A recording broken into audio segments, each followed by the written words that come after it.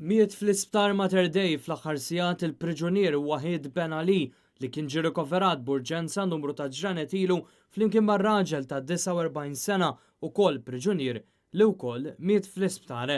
Dwar dawn iż-żewġ imwiet sa issa kien hemm skiet totali mill-gvern u mill-awtoritajiet tal-ħabs. L-ewwel ħabs li miet fl-isptar kien Francis Formosa, magħruf bħala il-Putatti.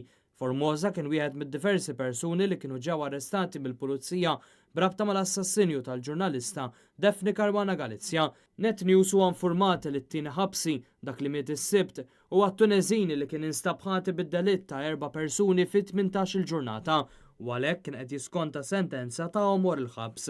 F'Mejju tal-2016 il-Primawla tal-Qorti Ċivili kienet ċaħditlu rikors kostituzzjonali li fih ilmenta li nkisrulu d-drittijiet fundamentali tiegħu.